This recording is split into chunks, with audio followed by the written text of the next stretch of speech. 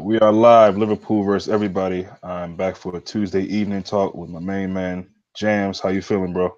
I'm not too bad, thank you. I'm all good, all good, all good. Good. So let's talk about this bright match. Obviously, we haven't spoken about it. So just off the top, tell me about the win. How you feel? Was there any nervy moments there at the end, towards the end of the game? Yeah, just give me some of your views on what you felt about the game. Yeah.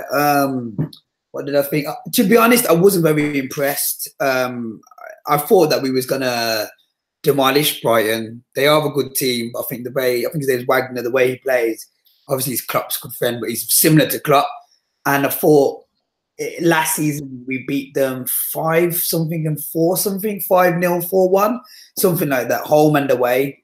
I'm pretty sure we had Wijnaldum at centre back one of the games. So I was thinking, yeah, at home it's going to be another West Ham. I think you're getting confused with Huddersfield, the manager. Oh, sorry, yeah, I'm getting confused with the Huddersfield. No, all good, all good. Yeah. So yeah, I kind of thought, it'll be a game where we'll really destroy them, but nah, we didn't really, and we never really got into second gear. But it shows what that champions can do is they don't play best and they get 3 points. Big shout out to Alisson as well, Alisson, Van Dijk, the whole defense unit. We look, this could have been a game last year where we would have drew 1-1 or 2-2. So yeah, it's another great 3 points and another clean sheet. Yeah, and I think that's what you really want to take away from it. The last 2 points is clean sheet number one. And just being able to win a game like that when we're not at our absolute best.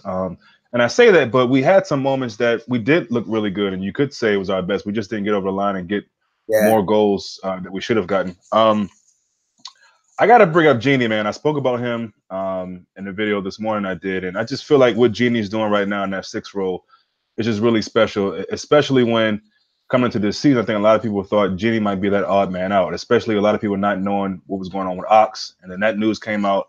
But before that news came out, I think people thought bringing in Naby, bringing in Fabinho, Genie might be that odd guy out. Just tell me, man, what you've seen from him and how you've seen that he's grown and how important he's going to be to our season this year.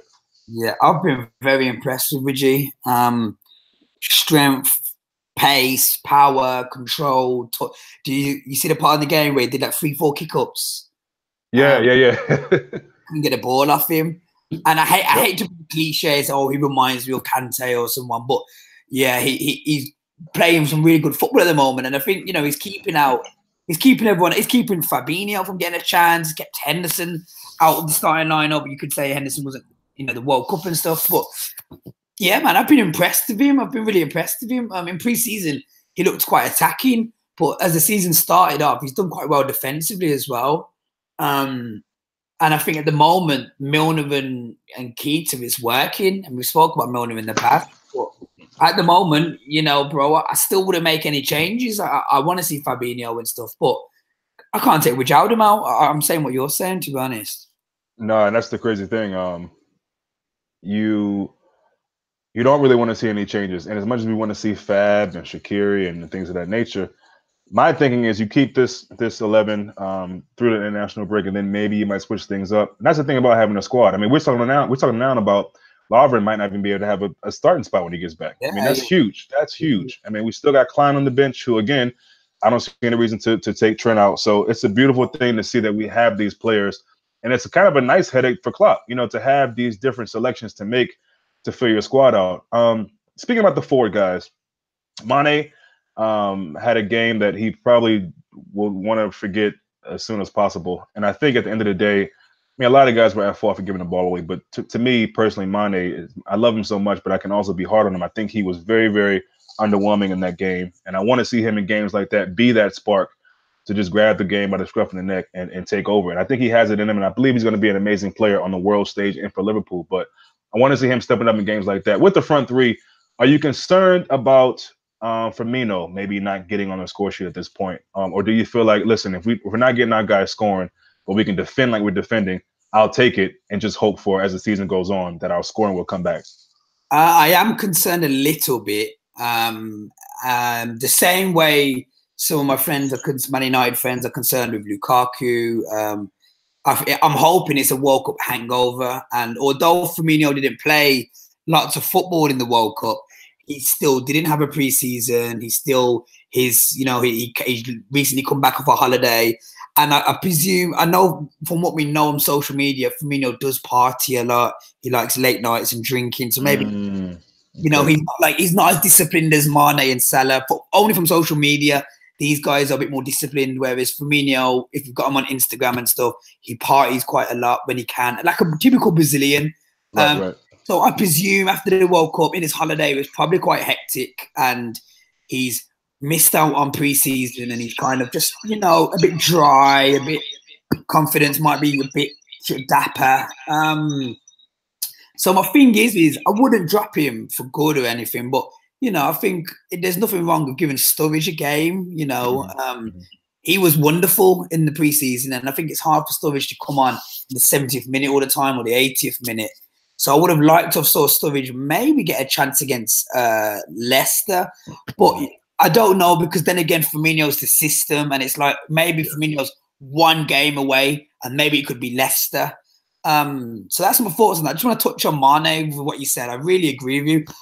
I love Mane. He's had a phenomenal start this season. I sometimes think he's our most gifted forward. He might not get the goals that Salah gets, but as a dribbler, as a strength, as a change of pace, skills, I'm taking Mane. My issue, I said this before to you with Mane, is he's got inconsistency. We saw it last season, whether it was the fly kick against Edison, but he came back after that and he wasn't the same for about 2 months. We all remember he had a really dry patch, and then he really caught up again from in January onwards. Now, I'm hoping that Saturday's game, which is a one-off, but we have seen this with Mane, and I've seen this even in Southampton days where he once went like 4 months without a goal, and then got the quickest hat-trick ever in the Premier League against us. So this is something that isn't new. We've seen Mane, and sometimes he's amazing, and then he goes a bit, And I looked on the scorecards of the other game, and Mane got 5 out of 10, but everyone else based 7, so he got quite a low. And I would have liked to have saw Shaqiri come on for Mane maybe, early on, and because we've got that quality now, that depth now. But yeah, I'm hoping it's just a one-off. Yeah. I don't. Again, I'm not too concerned with the 4 guys not being their blistering best. I mean, again, it's a long season, and to be honest, if we're able to win games like this and we're playing so well defensively, which we'll get to in a second, then I don't mind a game where Mane isn't his best, or Salah isn't his best, or Firmino for that matter. I know they have more to offer, and I know Klopp expects more of them. And I know as a manager, he's thinking, you know what, when we have these chances, we got to be clinical, because we know what can happen. We also saw the Man United and Tottenham game. And just speak about that for a second, I think United probably was their best I've seen them in a while in the first half. But it doesn't mean anything if you can't capitalize. The manager can't come in there and score for you. So if our front guys aren't scoring, then it is up to our defense to hold it down. And it's a beautiful thing to see that that's something that we can actually depend on. I mean, just last season, these games we were allowing people to get back in the game to beat us and or draw.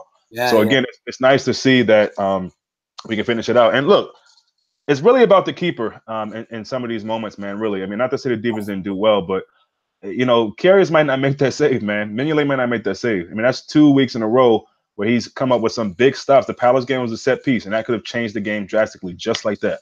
So, I mean, Alisson has definitely proved that he's worth the money. Speaking about the defense real quick, segue into that.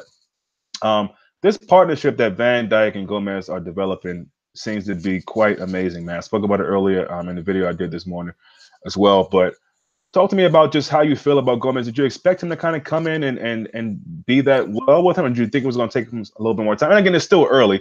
He's not the finished article. But are you surprised by how well he's been doing next to Van Dijk? I am. One second. Someone's at the door. Bear with me. Yeah, go ahead. Take your time. I think it's. I'll just have 1 minute. I'll just tell them I can't. Yeah, take your time, man. Take your time. It's cool. Like, the advertisers, when I sell something. Bear with me 1 second.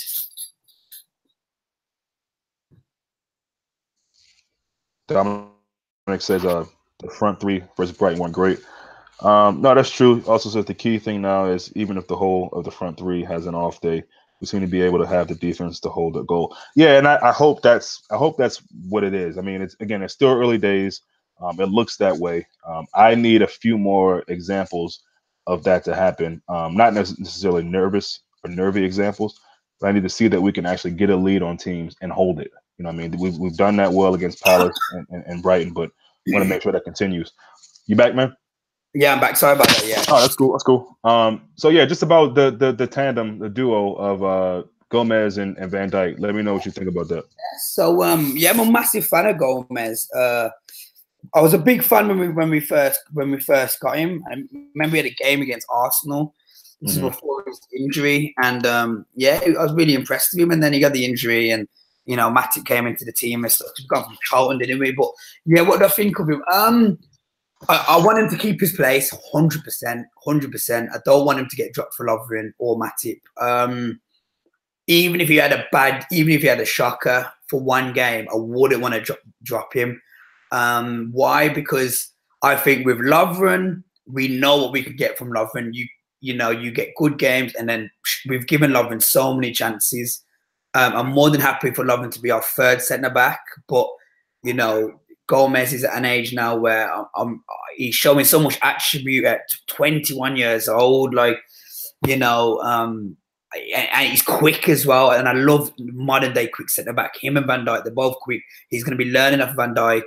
You know, he's probably looking at the England spot for the next decade. I'd love Gomez to stay in the team. As for Matip, there was a point that you probably remember when Matip came to the team and he was our best centre back and he was really, really good. And everyone was like, wow, we got him for 5 mil or whatever, free even, wasn't it? Something like that. And then it's just with Matip, he gets a run of games and he gets injured. And this is like the third injury he's had now. So, and obviously Kevin's gone. So, really, yeah, from what I've saw of Gomez, I'm happy. I feel like the three games he played, he's been targeted. He's been seen as the weak link in the team, you know, and I get it. I get it. They're going to be him and Trent, whatever. But all 3 times we kept a clean sheet, and he's looked shaky here or there, but he's also looked impressive. So at the moment, I'm sticking with him the way we stuck with Trent. I'm sticking with him. Touch wood, he doesn't get injured, and you know it could be great. Him and Van Dijk got a good understanding, and I'm happy. And I'm a bit pissed off with Lovren as well. Anyway, with the injury, he kept it really quiet. As soon as the transfer window closes, he tells us, which I think is very sneaky. But you know, so yeah, I'm happy with Gomez, to be honest. And like I said, even if he has a bad game against Leicester, or whatever, you know, let him live and learn, and I think he'll be a great centre back. So. Yeah, someone just said that incidentally, real quick, that we apparently are in for Pavard, the French defender, who I thought was a fullback, but apparently he plays center back in club football. Yeah. So he had a pretty good World Cup. I think he probably put himself on the map with those performances. So that's some interesting news. I have to look into that when I get off. But yeah, no, just to piggyback on what you were saying, I agree. And listen, he's still a young player, so he's going to make mistakes. That's not an excuse for him, but he's gonna do that. I mean, he had some mistakes at fullback. I think part of that is a kind of a more new position and still being young, still trying to learn how Liverpool want him to play. But at the end of the day, I think you gotta give him a pat on the back because he's kind of come in and he's proven to Klopp that, look, you got a choice to make when Lovren comes back. I'm here now. I know that's your guy, but I'm here now, and you got to really decide, you know, from my performances, who you're gonna call on. So again, it's another position, another spot in the team where you think, wow, you know, we look to be okay. Whereas at one point we were thinking, man, we probably should have got another signing. And I get it. We probably could use another signing, maybe. But if Gomez ends up being as good as we think he'll be, then I don't think we need to search too much. And I have to say, I think we both have spoke about Matip, and he's kind of disappointed over the last season or two. Yeah. Some of that's injury, some of that's just him kind of being soft or whatever. Yeah. But I got to say, I was really happy to see him on the bench just to have that cover at the weekend, man. I was like, okay, good. Because if something happened, we're like an injury away, knock on wood, at center back of things kind of falling off slightly. I mean, it's a good thing we got Alisson, but if we lose Van Dijk, man, or anyone really at this point, you know, we're going to be kind of strapped for a cornerback, for a center back. So, you know, may continue with him. And again, he is young. And I know Klopp will stay patient with him, but again, that's really nice to have that issue, perhaps for him to make a change. On to the Leicester. It's still early in the week. I'll get into that heavily a little bit more as the week goes on. But just on the surface of things, I think we know Vardy won't be playing. Yeah. Got a red card. So talk to me about Leicester, and we've had some crazy matches against them, mostly when he's involved. So look at Leicester without him, and is there anybody on that team from any games you may have caught this season so far that you think anybody on that squad that can help us, can hurt us? Does. You're right. First, what you said before with Leicester, we've had weird games against them. Vardy's record against us is fucking embarrassingly good. Can't even remember the numbers off the top of my head, but I read it's something like 7 goals against us. Or he scored the most. He's very good against the top 6 anyway. He's got something ridiculous like 21 goals, 24 goals. But he's had a good time against us recent years. They knocked us at the cup very early last year. Then we beat them a few days later. Who am I impressed by them? Damari Gray. I like Damari Gray. The young kid, got a bit about him, quick, could cause some damage. Then they've got Iheanacho. Forgot about him. He's been a talent for a long time since his Man City days. And then they've got that new kid, the English one. Madison. Yeah, heard a lot about him. Hadn't watched loads, but I'd heard. And then I've watched him in the Premier League. He looks good. So there'd be the danger, man, them three, because they're quick. And, if Damari Gray, we saw sometimes Trent can, we saw him like Rashford, for instance, and Zaha last season. Sometimes a quick player who's got a bit of skill that can, but I do think we should really get the 3 points. I'd love us to not concede as well. I'd love another clean sheet. But yeah, they're my 3 danger men, really, as attacker-wise. Yeah, let me address 2 of these comments. Both good questions. So Tony says, question for both of us. If we could sign from a rival club within the top 6, make it realistic. So I guess he's asking one player you would sign from the top 6 teams. Good question. So for years I said De Gea, but I don't want De Gea now. Yeah. We've got Alisson. How could we be if we had Vertonghen or Alderweireld maybe? I wouldn't stop our front 3 for anyone, so that's no point. Not even Bobby for Aguero, maybe because of the age. I wouldn't. Kante. Oh, but we've got Fabinho now. Do I want Kante over it? But see, that's why it's such a hard question, because I mean, maybe a season or 2 ago, this would be a bit easier, personally speaking for myself. But now it's just like I don't know. But yeah, let's come up with somebody, and I'll come up with someone. Okay, I've got. I'm gonna say Kante. Yeah. Okay. I like that. I mean, I think again, over seasons we bring players in, and the whole fan base will be like, oh, how are we going to use this guy? Where are we going to use this guy? But again, the bigger the squad, the better. The more issues Klopp has of picking a squad, I think that's a good thing. So I like that choice, Conte. For me, I'm gonna go with. Man, it's so tough, man. I'm gonna go with probably. I'd probably go with.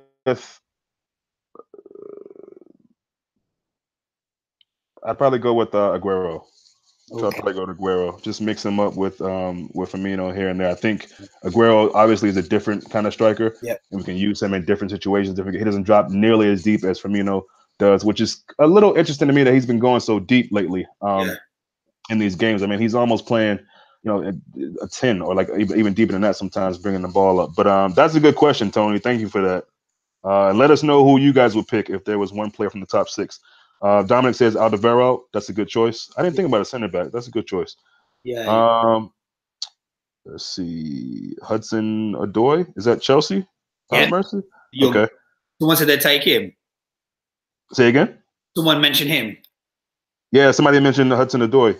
Yeah. He's a big talent, very big talent. Let's see. Yeah, somebody said a good young winger. Yeah, so but yeah, I mean, for Leicester, man, I think are you impressed with, someone mentioned Maguire? Are you impressed with Maguire at all, honestly?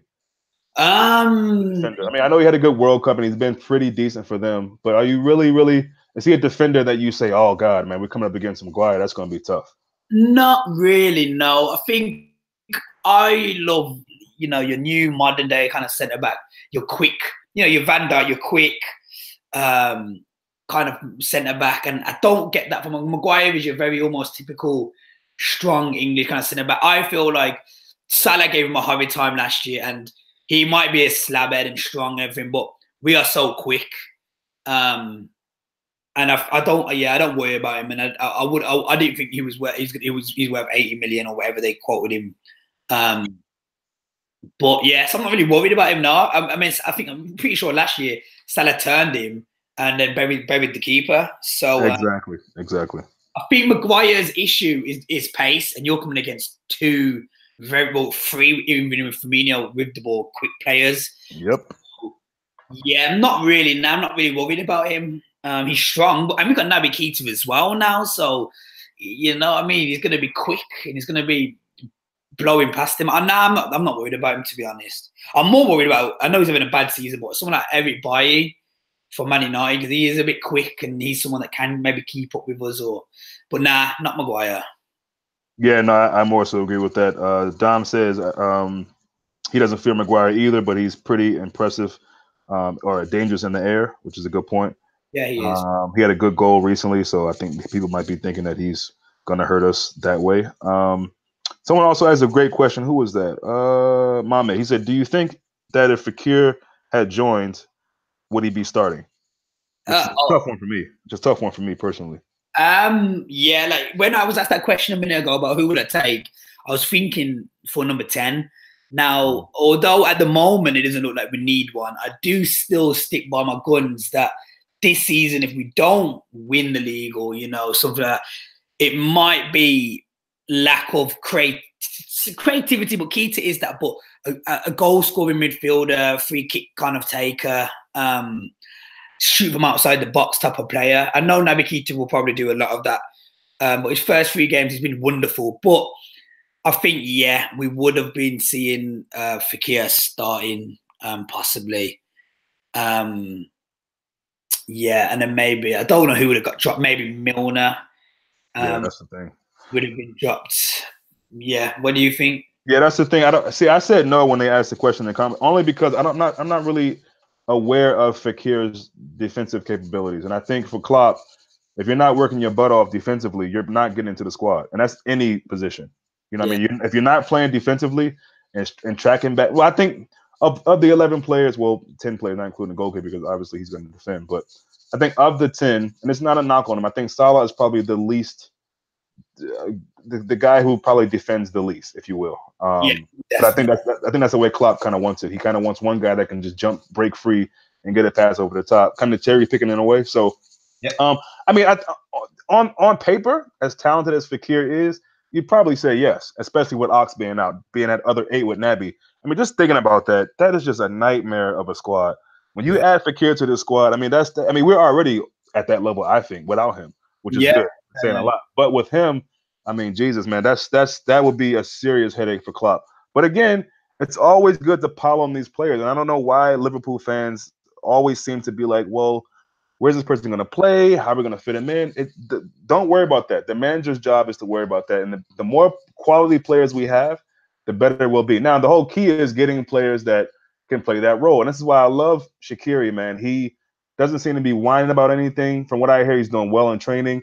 But he's finding it hard to get into the squad. And a lot of that has to do with he's a new player, learning the system, but also there's so many other good players that are hard to be dropped. So I think Fekir is always smiling, always ready. And I have a feeling that as soon as he comes in with some decent amount of time, not like last 5 minutes, last 10 minutes, if he comes in with a good 20, 30 minutes maybe, I think we're really going to see some special things from Shaqiri. So I'm looking forward to seeing him come in at some point. I think in a game like Brighton, we probably could have used him, even in Crystal Palace, because it seems like we were kind of struggling with getting the goals. And if we would have added that bit of pace, bit of trickery, that kind of element of surprise, if you will, off the bench, I think that really could have done Brighton some issues. So I'm back now. I don't know what happened then. It just started to freeze all of a sudden. Oh, hold on 1 second. Let me see.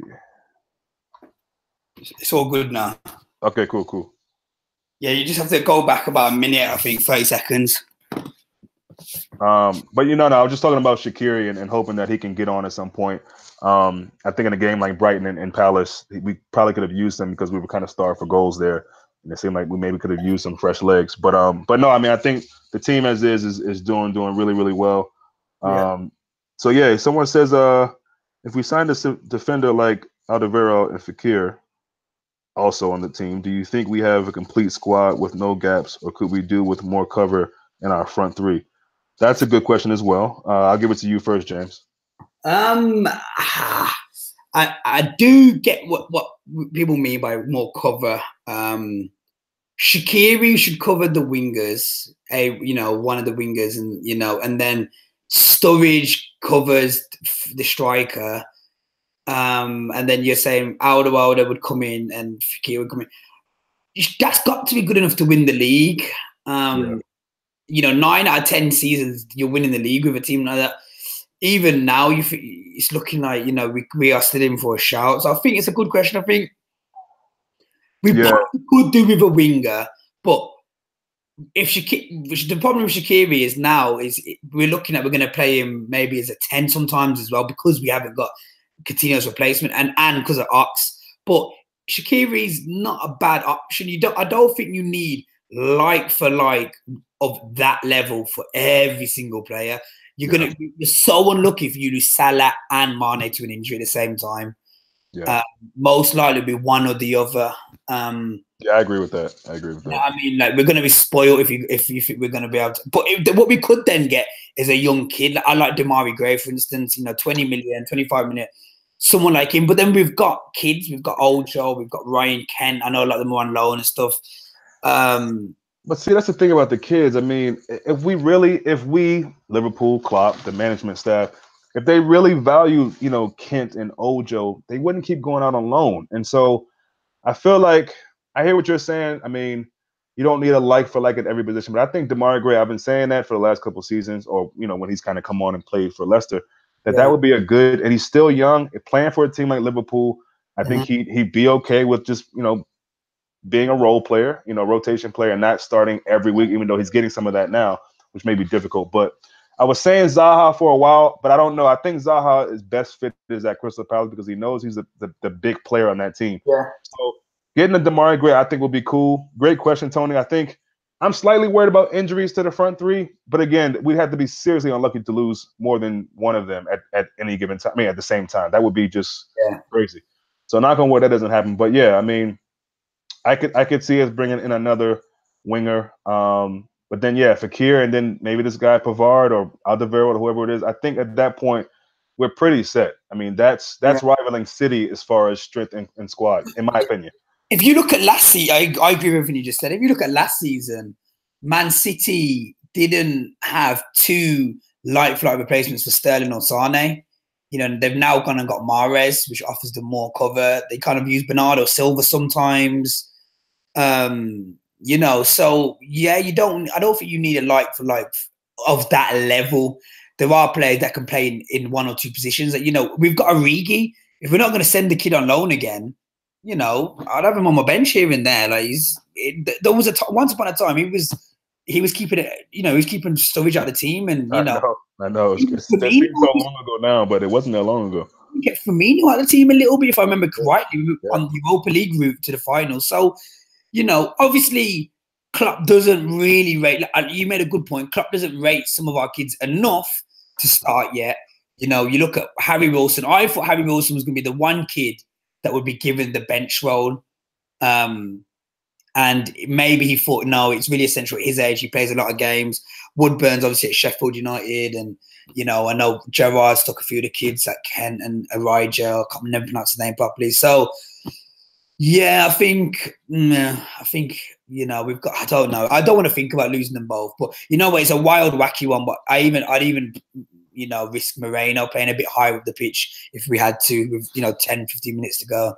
Listen, man, that's a shout that I think a lot of people have been making. I don't know if Klopp is hearing it or even considering it, but I think that's a really good shout. I mean, I think he's also good to have as a backup at left back, but let's be honest, that's Robertson's spot to lose. I mean, Moreno's only going to play there if he's hurt. I don't even really, rotation maybe. I mean, he's got to play at some point, right? Cup competition, something. But I don't think Moreno sees the pitch much. But like you said, if you put him in, I don't know, 20 minutes, whatever, as an attacking midfielder, maybe even a winger in certain moments in games, I think you can get some real glory and joy out of San Moreno play, but not at left back for me. I'm sorry. He's too mistake prone. But Yeah, back to the youth. I mean, I think we got some talented guys coming up, but it says a lot to me that if Liverpool or if Klopp isn't seeing much in these guys, then they're probably not offering much. I mean, Klopp has a good eye for young talent. You see what's happening with Trent.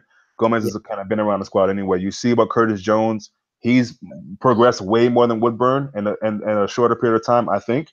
You see Rafa Camacho. So, I mean, there's guys that Klopp is seeing and saying, okay, this guy's ready. And there's other guys where he's thinking, maybe another year, maybe another 2 years. Yeah. So, again, a guy like Damari Gray, not the biggest name, but under Klopp, we've had a lot of guys who aren't big names. And look what they're doing now. So I'm not really concerned with names. I never have been really, but especially under this manager, I think we can get players that want to play in his system, whether they're playing week in, week out. I think we're good for that. So Oh, and just quickly, one player you didn't mention, or maybe you did, but here it is, Ryan Brewster. Right, I forgot about him. Okay, he's coming back soon. He will be back, and Klopp's made it very clear that Brewster made our bench a few times last year. That Brewster will be on the bench and stuff. So I was watching some highlights of Brewster's World Cup last summer, and he got like 2 hat tricks against USA and Brazil. And then he scored in the final as well. So he's a very top talent, stupidly top talent. So I think Raheem Brewster will come back into the team around November, I think December, and then maybe we'll see him. It's going to be hard because he's going to miss the easier cup games, if you know what I mean. If we draw like League Two, yeah. He's going to come back in a more of a crucial time. But you never know. You never know. Klopp, I remember Klopp started Trent. I think it was his first start. I might be wrong, at Old Trafford or against Man United. I'm thinking, whoa, what a call! So incredible. Yeah, like you said, he's not one to be scared. So yeah, we got Raheem Brewster as well. And I hope he's as good as people are saying, because that could be and I don't know, is he capable of playing across the front three, or is he more just a straight up striker? I think he's a straight up striker. I read yesterday. I know he won the Golden Ball of the World Cup under 17. Right. I was looking at the Golden Boot. He won the Golden Boot, and then he won the Bronze Ball or something like that. He was voted top 3 players. And when you think about that as an achievement, he was voted the top 3 under 17 kid in world football. Like that's some. We're talking ahead of Brazilians' future, who are Madrid are buying, like Vince's and Argentina's and Germany's. He's not any guy. So right. No, that's a good point. You know what I mean? He's just got to take, what we don't want to see is too much overhype, because Origi was quite talented. Do you remember he went to the World Cup and stuff? And oh yeah. Well, let me ask you a question about Mane that was brought up by, I think, Dom earlier in the video that we did this morning. I think it was Dom. Let me know if I'm wrong, Dom. But I think he was saying something about it's taking Mane a while to sign his contract. Now, my thing is, we never really know what's going on behind doors. We may think it's the player. We may think it's maybe there needs to be more money. Maybe I don't know. But do you think that there's and being a supporter, I'm sure your answer will be no, because you don't want to think this. But do you think because of the time that it's taken for him to sign his contract, we got Firmino done a while ago. We got Salah done. Do you think this period of him not signing it, are you concerned that he might jump ship? Especially after a really good season. Let's say if he bags 25, almost 30 goals or something like that. Are you concerned that he'll leave? You know what? I am now starting to get concerned. I think I'll be okay. I'll let the transfer window close, because maybe we're more concerned about, we got Karius off the books, and maybe we're trying to get Origi or Solanke on loan. Maybe I'll give it till, September. But yeah, I will be very concerned if we don't get it sorted by mid-Sep. I look at Mane and I think you just took the number 10 shirt, so that usually you're not taking a new shirt and then going in the next year. But I can't see him thinking there's a better club for him to be at this moment in time than Liverpool, in the sense that he's in the fantastic free, where he's got him and Salah play that they don't even see each other. They're just like bing, bing, bing. And we are right now, we are competing for the Champions League. We made the final. We looks like we're competing for the Premier League. Where would he possibly want to go, unless he's thinking of Barcelona or Real Madrid? And I know there was rumors of Real Madrid, but it's not as, I look at it and I think, you're looking at Gareth Bale and Asensio at the moment, and these players who did not having the greatest of seasons, and it doesn't make sense. Like, I really don't get it. It's not like a few years ago where it was like, oh, but they're looking. He's not looking better than anyone in the team. He's looking like he's at the best place, and I'd just be very, very surprised. And he seems quite humble. He doesn't seem someone who would, you know, kick off a fuss about an extra 20k, 30k. I do think Klopp's very careful to, you know, we looked at how he was with Coutinho, and I think he was very careful to keep everyone within a similar pay bracket.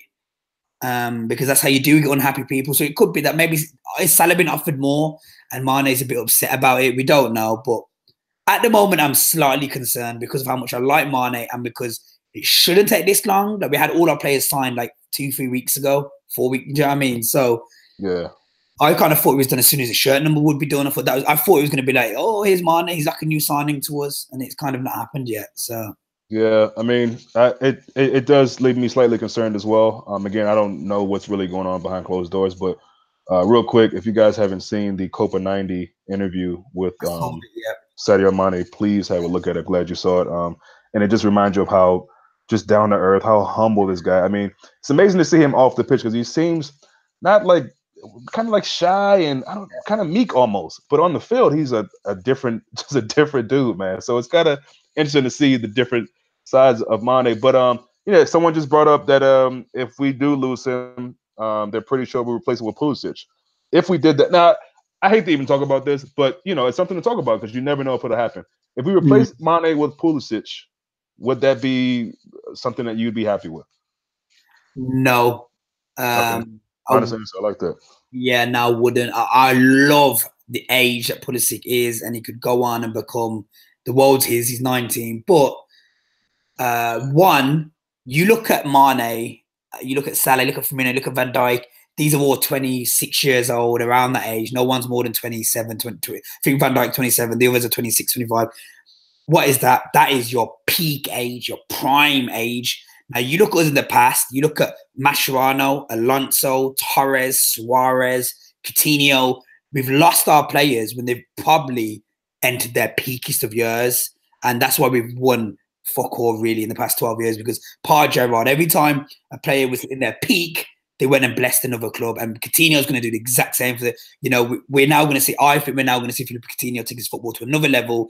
And what all we did was made him this wonderful footballer, and he's kind of gone. And if we were to lose Sadio Mane and he went to Madrid and he did exactly what Suarez did, and he, you know, got 40, 50 goals or whatever, I'd be devastated, because what did we get out of him? We got a great gem who, you know, as soon as he reached world class, we lost him, and then replaced him with Pulisic. It could be the exact same. We replace him with a kid. As soon as the kid does good and gets to 25, he's off to Madrid as well, or Bayern Munich, you know. And so that's what I'm very concerned about, going and taking to what Klopp's done is Klopp came out and said, this is a world-class player's final destination now. You look at Man City, they didn't lose Aguero, they didn't lose De Bruyne, and they didn't lose David Silva. They kept their players through the peaks of their careers. Man United built on their success, except for Cristiano Ronaldo.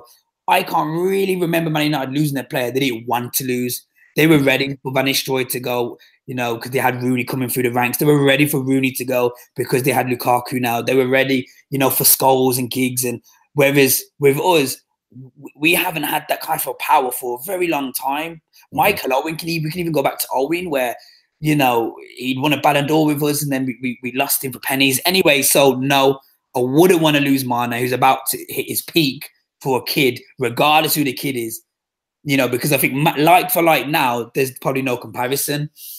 Do you know what I mean? It's not like he's, you know, he's not Mbappe. So yeah, that's my issue.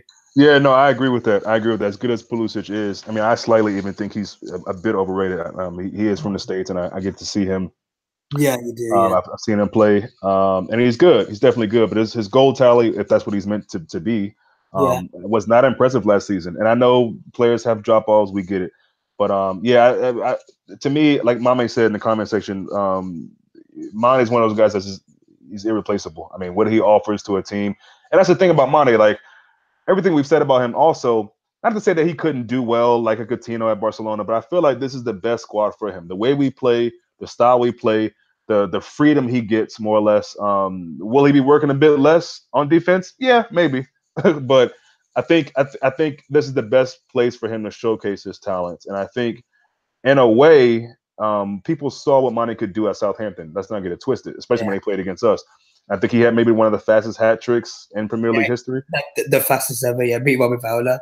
Yeah, so I mean, I think people knew who he was, but especially this last season, I think people started to really say, okay, you know, Firmino, yes, Salah, yes, but this guy Mane is really, really special. So I'd hate to lose him. It is slightly worrying. Dominic says in the comment section that it's more about the release clause, which anytime that word gets brought up, I start to worry and panic slightly. We saw what happened with Emery Chan in that battle of him trying to get the release clause, whatever. But that's really interesting that he brought that up. What do you think? So, okay, say Mane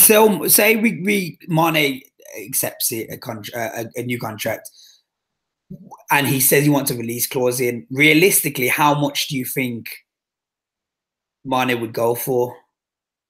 I don't even know. Because, I mean, again, you bring up a good point about, you know, I hate to say this, as humble as I think Mane is, Salah and all of them for the most part, if you get wind of what they're offering Salah and it's not on your level and you think you're on his level, then, I mean, humble or not. And that comes to kind of like the agent, the family, people are in your ears. These guys are still young. So I don't know. I don't even know where to begin. I don't know how much it would be, man. I have no clue.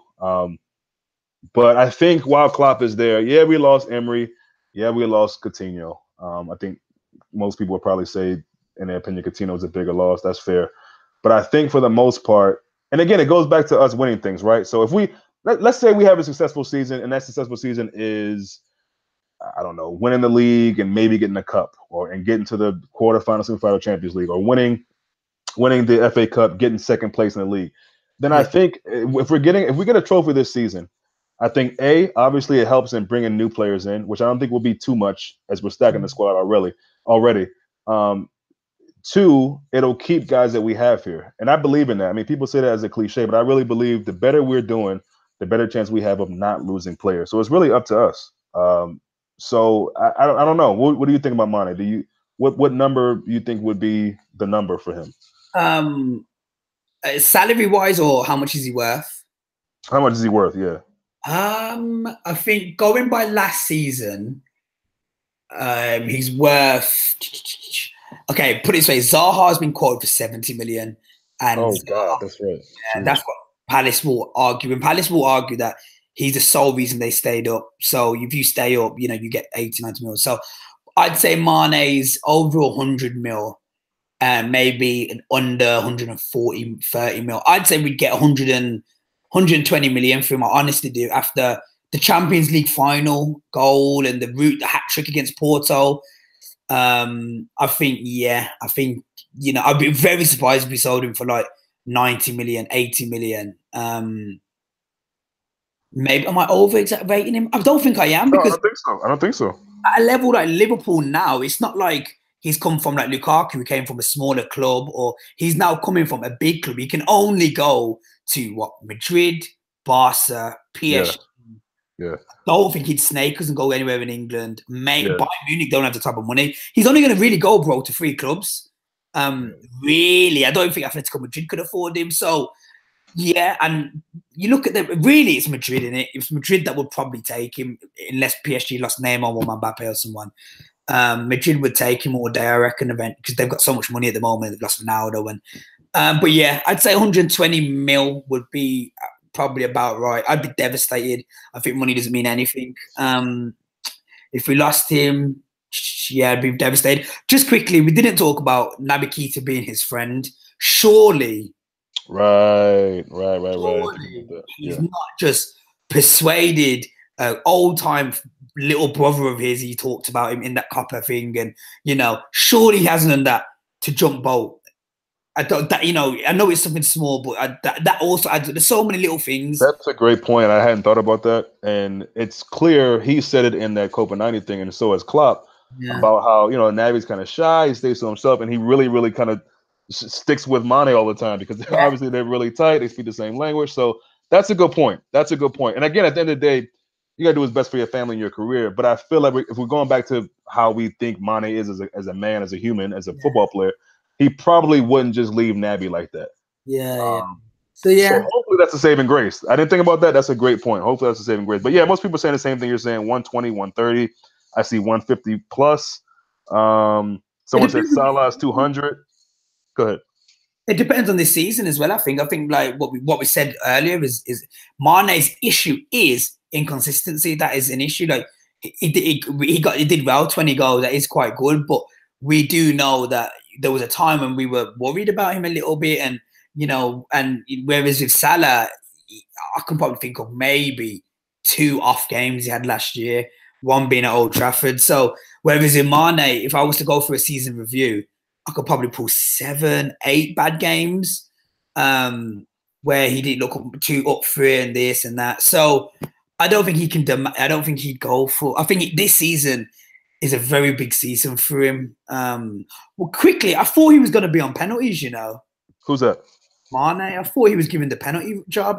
But It's interesting. I feel like I don't really know who's going to be our penalty guy, but I wasn't surprised when Milner stepped up. And honestly, I think that's a safe bet with Milner. I mean, he's proved it. He was 7 for 8 or whatever it was last season. Did pretty well.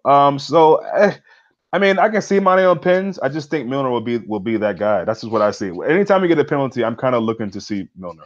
Yeah, I do get why. To be fair, he doesn't miss them often. Yeah, I get it. I just would like one of the front three to take them because I want them to get more goals. That's just a selfish way of looking at it, though. To be honest. I got you. Speaking of kind of set pieces or whatever you want to call it, dead balls. As far as these free kicks, I want to say it's been really, really nice to see Trent. I mean, the audacity he has, the confidence he has in himself, I love it. I could care less about him. Not that I can care less. I know he hasn't had the best season so far at crossing the ball, whereas last year he was really good. But he doesn't stop doing it, which is key to me. He keeps trying. And I think having Milner on that right side with him is so good because Milner, that savvy veteran, kind of encouraging him, telling him like, look, just try it again, or do something this way, or do it that way. But to see Trent doing set pieces, I kind of feel like there was, because the only thing I slightly missed from Coutinho, and everyone knows I'm not the biggest Coutinho fan, but the only thing I slightly missed from him is the set piece qualities, his set piece capabilities.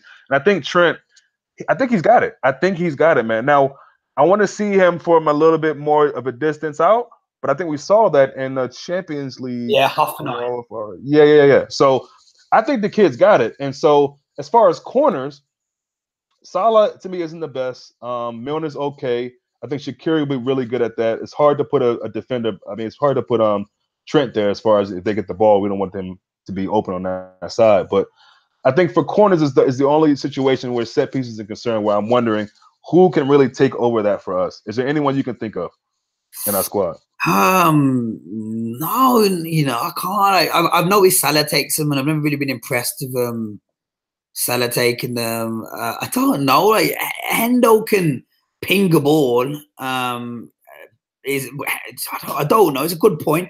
Trent, he has been taking some, and last year his crosses were really good, and I thought he was probably sometimes our best passer on the pitch. You saw this pass the other day. Just sorry, it's a bit off topic. The volley. Sliced the volley pass. Did you see it? From who? To Trent. Oh, yeah. Beautiful. Sorry, phenomenal pass. But back to the corners. I don't know. It's tricky. Like Milner is almost Mr. Reliable, but he's not got a beautiful whip on him. Trent, you're thinking, what I like about Trent, which you said is about free kicks, is if he's hitting the crossbar and he's putting one away at 19, this is only going to be good for him by 25. Practice makes perfect. Virgil van Dijk can take free kicks as well. He put a few of them away in his Celtic days. Oh yeah. He's more like a David Luiz type of blastic type of free kick taker. That's exactly what I think about when I think about Virgil van Dijk taking set pieces. David Luiz. Yeah. Real quick. Go ahead. Yeah, go on. No, real quick. Dom, another really good point he brought up. So I saw this earlier. And I thought it was a joke. I don't know why. It seemed not ridiculous, but I just couldn't imagine them getting a coach for throw-in. So allegedly Liverpool are seeking this coach who, I don't know, is a mastermind at throw-ins. Are you buying that? Do you think that's necessary? Do you think it's a good thing to do? Have you heard about it, first of all? No, I hadn't heard about it. You have to fill me in a bit. So what's the latest? So I don't know the guy's name. If Dom, if you're paying attention right now, let me know if you have the guy's name. But apparently, yeah, he said that I hear about this new throwing coach, and I did read it on somewhere on social media, and I thought it was a joke because I saw the video and it was a guy who like did a flip and then threw the ball in. But apparently, there's some truth to it. I got to do a little more searching. But I mean, it can't hurt. I guess it's just never something I considered or thought about. Yeah, But like he's saying they've already signed him. So when we get off, I'll look that up. okay, yeah, well, yeah, there's nothing bad about that. I think I think we are such a quick, rapid team. If we could get, if we could throw the ball, John Reese, he's a really good throwing him. If we can throw the ball further out, we could maybe add a new dimension to play. Maybe, Yeah. just like Allison's distribution, sorry, is adding a new. Oh my God, it's incredible, man! Yeah, It's incredible, incredible. It's just crazy. 3 games in as well, so I get excited when I think about whether we can win the league. But yeah, it could add a new dimension if it means that we can extend our strength from throwing, or if we can do some sort of tick attack of throwing where we throw it and then they manage to switch it 60 yards out wide. I don't have a clue, but yeah. What's the guy Lester had a few seasons ago? Fuchs, and he had a crazy style of throwing the ball in, and he would throw it right into the box from deep out. So hey, listen. Mama brings up a good point. He says if there's a throwing coach specialist that we've got, it must be important. So I agree. I mean, if that's something that's going to help us, cool. So we'll see. In closing, man, I know I've kept you for a while. Thank you for your time. In closing, I want to bring it back to the keepers in a way, but not who you think. Are you concerned with Karius leaving, especially now with Mignolet? He's kind of whining about staying because and I get it. Mignolet's been a starter for most of his career, I'd imagine, and so he doesn't want to play second fiddle. Would you, between those two, would you have kept Mignolet or would you have kept Karius? Who would you have sent out? Good question. I think Karius needed to disappear from England. Okay. I prefer Karius all day long. Karius. Oh, really? Okay. Yeah, I prefer Karius. I think Mignolet reminds me of Lovren. We've had him for years. We've had Mignolet for years, and we know what he's about. He can give you 4, 7.5 out of 10 performances. Then he'll drop a 2 out of 10. That's Mignolet. And I look back to 2013-14 where we should have won the league. And I hate when rival fans say it's Gerrard slip, it's Crystal Ball when we played Crystal Palace. No, it weren't essentially them. It was our back four, but essentially Mignolet. We conceded. Nobody talks about that in that season. No one talks about that. I mean, they do, but mainly people talk about the slip or Crystal Ball and all that. It's like, nah, those things help. Those things didn't help us, no question. But no one talks about how bad really our defensive was really most of that season. Yeah. And that's it. So Mignolet, I've been pissed. I thought we should have replaced Mignolet that summer. I thought we'd shipped in something like 53 or 54 goals. Yeah, it was disgusting. It was disgusting. And it was some really bad stats. Like no team's ever got top 4 and finished that, and we nearly won the league.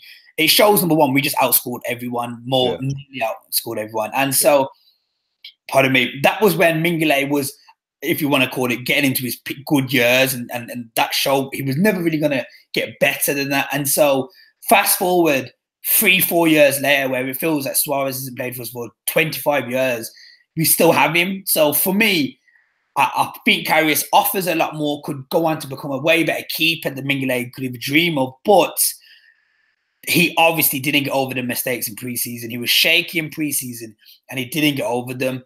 And there was also a lot of fans on social media that were sending horrible things and tweeting him, and which doesn't make sense. So I think Gerrard once made a good point after the game. I can't remember what game it was. It was around the summer after the World Cup. It might have been actually after the final.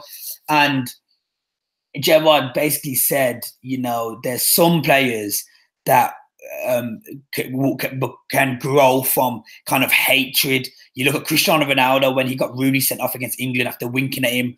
Ronaldo got booed at every ground in England for a whole year. And it made Ronaldo better. You look at what Luis Suarez has done against Ghana. Was it Ghana or Ivory Coast? The handball? Yeah, the handball. Yeah, that was Ghana, I think. Yeah, Ghana, the biting. And Suarez thrived after. It made him a better player. Now, Gerrard was saying, I've had the same experience. Now, with Karius could either go on and become a better keeper, or he could break more and more and more. And we saw some keepers like Paul Robertson, Rob Green, they've never come back from mistakes that they've made. And my worry with Karius was if we didn't replace him, how's he going to do when we're at Old Trafford? You've got 60,000 fans singing, you know, there's your famous, there's your Karius. Right. What would we do? And then as a second keeper, what's the point keeping the broken man who, if he does use him in a cup game, I feel like he's going to make a mistake. Yeah. And in England, and even as socially as a young 25-year-old, do you think he's my age, something like that? When he's out in the club, out with his partner in the shopping mall, he's just probably going to get abused. Everton fans, Man United fans, can you imagine? He's just going to get abused all the time. So the best thing to do is to just disappear from England and go prove everyone wrong, including us. Go prove us all wrong. And it is a loan, and you never know. You never know. He might come back better than Alisson. I doubt it, but you never know. So I think it's the good option. I also think if we were to sell one of them, Mingele would get us possibly more money. Can you imagine your club buying Karius? You'd be devastated after what's happened. Oh, no question. And it doesn't look good. But the issue now, which you said, is we've got rid of Danny Ward. I would have had Danny Ward as my number B. Yeah, I will never understand that move, man. Never. I will never understand that. That makes no sense to me, man. None. I don't get it. You clearly don't rate Mignolet. You probably don't rate Karius. I think there's that German connection, and he probably feels bad because he brought him in. But you know, Karius is not the one for Liverpool, especially after those mistakes. If those never happened, we'd probably be looking at. It's almost a blessing in disguise. I hate to say it. I mean, we lost the final, but losing. I mean, Karius making those decisions, and then in preseason, in training, and in the actual preseason games is the reason why Alisson is here. Let's be honest. Now I know they were looking at Alisson way before that, but if we do better in that Champions League final, or he does better alone, he could be our starting goalkeeper right now. Yeah. So I mean, but yeah, I'm sorry to cut you off, but yeah, the Danny Ward thing, I really don't get that, man. I don't get that at all. Bro, I don't get it at all. The only thing I can think of is Danny Ward, because I was surprised. I didn't want to call Danny Ward back off loan in the first place. I thought to myself, he's in the Premier League now. Let them have him for one more year on loan. He's going to play week in, week out. Perfect. We'll have. Who was he with? Huddersfield. And they won the final on pens or semi-final. Right. It was that suit, and they begged for him to stay. And Klopp was like, nah. So I thought, okay, he's coming back. He's obviously going to be our number one because, if you could have him on loan, guaranteed start in the Premier League, you've got two keepers playing in the Premier League week in, week out. And then at the end of the year, you can say, okay, I want Danny Ward, sorry, but we brought him back on loan and he played 2 games, 1 game. And yes, we got knocked out of both League Cup and FA Cup early, but we mugged him off essentially. And he's 25, and even with Karius dropping the ball in preseason and all of that bullshit, Danny Ward still wasn't given the number 1 job. So I reckon he was the one that said, you know what, forget it. I'm not young. I'm not 20. Okay. I'm not 21, and I'm not 31, 32. I don't want that big paycheck. This is my time now. He might even be English. I'm not sure if he is English. I think he's Welsh. Okay. Let us know in the comment section, guys, if he's Welsh or English or whatever. Yeah, so if he's not, because I was thinking he could be looking at Pickford and thinking, shit, that could have been me. But either way, I think he's had enough. I think he feels like, thank you, Liverpool, but not thank you. And Leicester's coming from in, and maybe he was banking on Leicester losing Schmeichel and he was going to get number 1 there. But, Schmeichel, he's 31, maybe a bit older. So maybe Ward's thinking, I can get into this team. I can get into this. Whereas you buy Alisson, what's the point? Right on the bench at 25, 26. And he probably felt a bit mugged off because he probably thought you've given Karius and Mingele so many chances. And see, I don't understand the Leicester move, and I don't understand it from our part of it or Leicester, because look, that's a good keeper to have over there, especially after having a pretty good World Cup. Mm-hmm. He's not going to see the pitch unless it's a cup game, and that might be good enough for him. But he needs to be playing. So yeah, I don't know. I don't know, man. I don't know. I mean, if Huddersfield wanted him that bad, and if I was Danny Ward, I would have said, "Listen, man, I get it. I respect your club, but I can tell I'm not going to get in. If I'm not going to get in, just keep me with your boy at Huddersfield because yeah. Because I think Danny Ward could be an amazing keeper in this league or any league that he chooses to play with. But I'm afraid that no one's going to really see that until it's too late. Yeah, you're right. He should have gone back to where you said, with Klopp's boy. Crazy. I don't know. Mate. I don't know. It's crazy. It's crazy. Yeah. We got all I do know is we got 12 million or 30 million for him, which shows he's a good keeper. Wow. Okay. That's decent money for someone that's played. I can't even tell you how many Premier League games. Right. I don't think he played one for us, Premier League level. So, you know, that Leicester, obviously, they've sent scouts out to watch his old videos and his championship campaign, and he's worth. And for Leicester aren't exactly a club that have lots and lots of money. They could have used that on another player, and you know. So you would think, but again, obviously, although I can't see Kasper Schmeichel missing too many games, they must rate Danny Ward. And I don't know if I'm assuming he's gonna be the third string. I don't even know who the second string keeper is. Maybe he's the second string keeper. I don't know, but maybe they see that he's good, and you know that's you want to have a decent keeper if Kasper gets hurt, and maybe they feel like Danny Ward's that dude. So I don't know, man. But hopefully he'll get to hang out with the Liverpool lads at some point at the weekend we play them. It'll be an early 7:30 a.m. kickoff here in the States.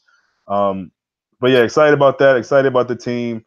Can't wait. And, there's of course some things we got to clean up, but overall I'm pleased. Hopefully I can get you back post match. If not, I'm sure we'll talk again next week. But I appreciate something before we go. Oh, go ahead. Yeah, please. So Man City, Man City dropped points. Mm-hmm. And it's way too early for me to even suggest if that means anything. But with Man City dropping points and Tottenham destroying Man United at their own ground, it got me thinking. Could this be a 3-horse race? Do you? I feel like Tottenham is, especially down here in England, no one's giving Tottenham any shouts after the games. No one is. And then Carragher made a good point. Carragher said yesterday, or Gary Neville, one of them, they said, everyone keeps saying Liverpool's the team that could challenge Man City. Liverpool's team, Spurs didn't buy anyone. And I'm looking at Spurs and I'm thinking, how many players do you need to buy though? With they've got a very good, decent team, and it got me thinking. We've got a hard run of games. I think we've got Leicester, then we've got Tottenham. And I just want to get your thoughts on that. Like, that's a massive, massive game Tottenham is.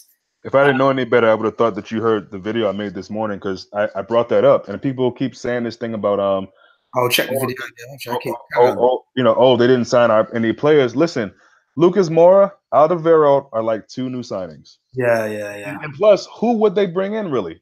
Yeah. I mean, yeah, you can bring in some bench, whatever. That's cool. I mean, they got Son coming back from the Asian Cup.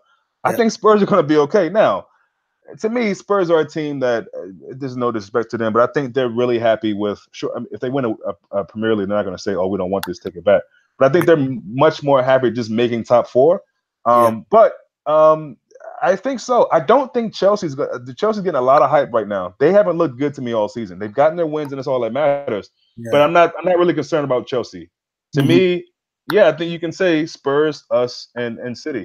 And I know it's still early in the season, but hopefully we can look back and say City dropping those points that weekend against Wolves really helped us. Now, look, City's going to get most of their games, right? Whether they're winning them, drawing them, they're not going to lose a lot of games. I don't think they'll get 100 points again. But we need to be making sure we're there to catch it every time they slip up.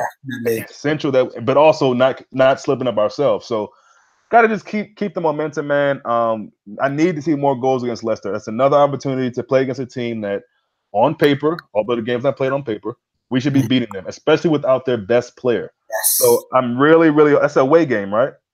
Yeah. I'm really, really hoping that we can kind of wake up offensively, take advantage of our chances, and let's get 3 or 4 goals again, another clean sheet. But I'm really, really pleased with the defense. And I'm glad you brought that up before we got off, because Man United, we don't really talk about them. Arsenal, same thing. They're going to take some while to get back to where they want to be. What do you think about Chelsea? Do you think they're a contender, or do you think it's just City, us, and Tottenham? I think it's us 3 more. My thing with Chelsea is I think their goals will dry up. I think unless Morata can prove me wrong, or Giroud can have a season he's never had before. If I'm right, I think Giroud's maybe got 20 goals once in England, in his time in England. I think they won't score enough goals the way Sarri likes to play and the way his philosophy and his attacking play. I think William can't get. If you look at who in that team can get 20+ goals, Hazard, who to be fair has never done that anyway. William, No, he hasn't. No, he hasn't. he hasn't. 19 is the best Hazard's have had. William, I don't think he'll get 20. Pedro, I don't think he'll get 20. None of them midfielders, obviously not Kante, your Fabregas, your Loftus-Cheek. None of them are not even chipping him with 15, I don't think. Yeah. And then it, thinking, to be honest, I'd be surprised if Morata hits 20. And then Giroud, you know, and then they got rid of Batshuayi. So my issue with them is they're not going to have enough goals throughout the season. Bear in mind, they are in the Europa League. They're going to be playing on Thursdays, which means they're going to be playing. Some players aren't going to be able to be super fit on the weekend. That, for me, will slow them down. And, you know, I forgot about that. And I feel like the Europa League does that to teams. No, I'm not going to compare them to Burnley. Oh, is Burnley in the Europa League? No, where's Burnley at? Are they playing? I think they got knocked out. Okay. But you know, the Europa League really drains teams. I think we know that firsthand. Yeah. So I think that's the other thing that I forgot about. Because Chelsea have had these things where they have a bad season, they bring a new manager and they win. They have a bad season, they bring a new manager and they win. Yeah. I think that stops here. And like you said, there's not enough goals in this Chelsea team that there was with Napoli. They had goals all over the front of that pitch. Yeah. So I don't think, I mean, that front three they had there is far better than Chelsea. So, you know, again, I don't really see that from Chelsea. They got some good players. I mean, obviously, they didn't lose any players from what I know. So they've gotten maybe even better on that aspect, but not in the forward positions. And again, to keep passing on Michy like this, I don't get that. I don't know why he doesn't get more playing time for them. Why they keep sending him out on loan. But I mean, he's got to be better than Morata. I mean, come on. I mean, Morata's a good football player. There's something in there with him, but he's not showing it consistently enough. And again, Giroud is one of them guys. He can get a header here and there, but again, the goals are going to be hard to come by with him. And as good as Hazard is, some say the best in Premier League, he cannot carry that team on his own. Even when he did win it with them, that was Diego Costa that he was playing with as well. Definitely. So yeah, I don't see Chelsea doing much. But no, that's a good point. That's a good talking point. With Tottenham, linking into what we said about Chelsea, my issue with where we should see ourselves better than Tottenham is that what we've done that Tottenham didn't do is we've added depth to our team. I remember last year thinking, actually, they have more depth than us. I remember they put Wanyama on and he scored a beautiful goal. He scored a beautiful goal against us again. It was Karius or Mingle's mistake. Oh, yeah.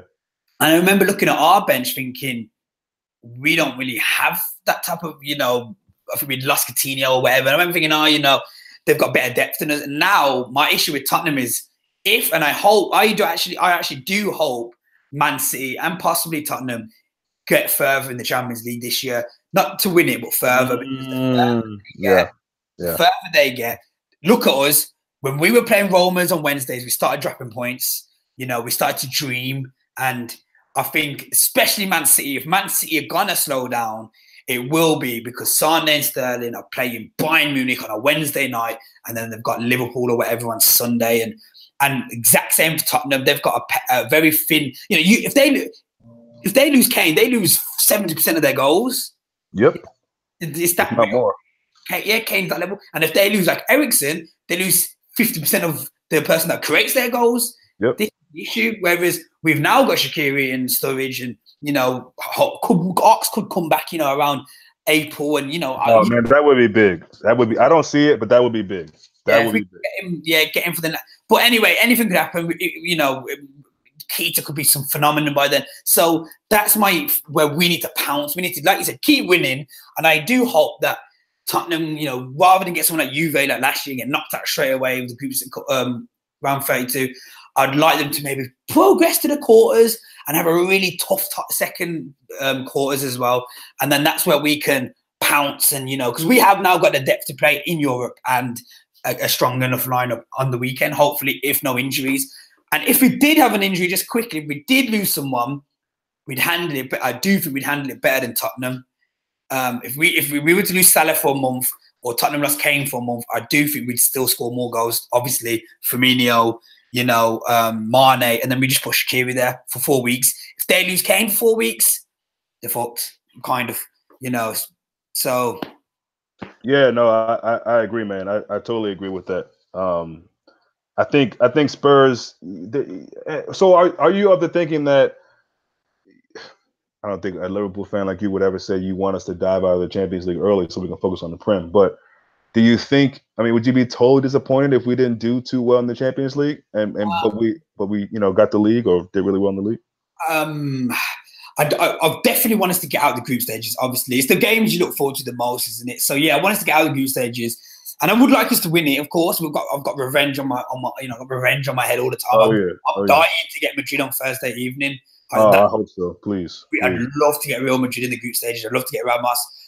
So I'm not saying, oh, let's get knocked out. No, but I look at the Premier League, and I know it's very early, and I do see it could be for taking for the first time in 21 or 27 years, 27 years, something stupidly high.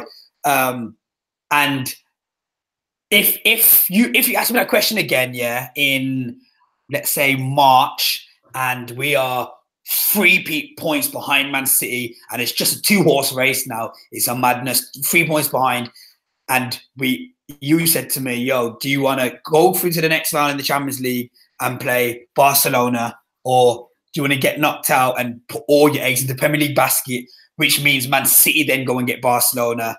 I'd probably say, you know what? There's 7 weeks left of football.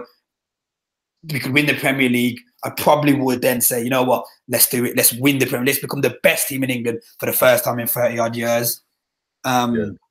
You know, that's the dream. And I do think it's easier to make a Champions League final than to win a league. You know, you look at us last year, the route we got with Man City, Porto, and, you know, Roma, and the group we got given, you know, but to win the Premier League would be, and I know that would kill fans, that would kill Man United fans, that'd kill Chelsea fans. And, you know, so that would be, at the moment, I'll say we can win everything. But I think if shit is the fan and there's that 2 points between us and City, I'd probably say, you know what, let City stay in the Champions League. They can get knocked out later on. I want the Premier League, man. Yeah, I mean, the two things I want, I mean, obviously I want a trophy, so we can put that to the side, but I am dying to play Real Madrid again. Yeah. I mean, even if it's not in the group stage at some point, preferably in the group stage, and hopefully be a reason why we knock them out. Now, they're a big team now, so that's not, you know, that may not happen depending on who else we have in the group. Maybe we have a Napoli, they might cause them some problems too, but if we get them in the group stage, I'd love that. But also, I was watching this All or Nothing, you know, City thing about Pep and all them and all, you know, their whole season. Yeah. And this guy is just so cocky. I'm still a line from HH. I don't know if you watch his channel, Half Hope Football Hut, but he said somebody needs to snatch Pep's chain, and I really, really hope that we can knock him off his kind of perch, so to speak. There's a line in there where he says he destroyed football. Now that's a big line, and to a degree, you get what he's saying, where he came from, and how he just kind of came on the stage and was this great manager. I get it, and I don't mind a cocky guy, but I believe with everything in me, we're a better team. I really do believe that, and we proved it most of the times we play them. So, we're better team than who? Sorry, Madrid. City. Yeah. I really do believe that. So those are the games that I'm really looking forward to. Those City matches in the league, and then hopefully we get Madrid in the tournament. But yeah, those are the two things that have really been heavily in my mind since the final. Is like getting City again, proving that we're a better team than them. Now, over the course of a season, it doesn't mean anything if we don't finish higher than them. But that's, you know, to the side. And then also, I think everybody wants Madrid again for obvious reasons. So yeah. But yeah, no, just proud of the boys. There's a guy here. I'm gonna leave it on this. The guy on here said that Olivier Giroud is the best dribbler in the world. I'm gonna say goodbye on that one. Talk to you soon, bro. Okay, take care.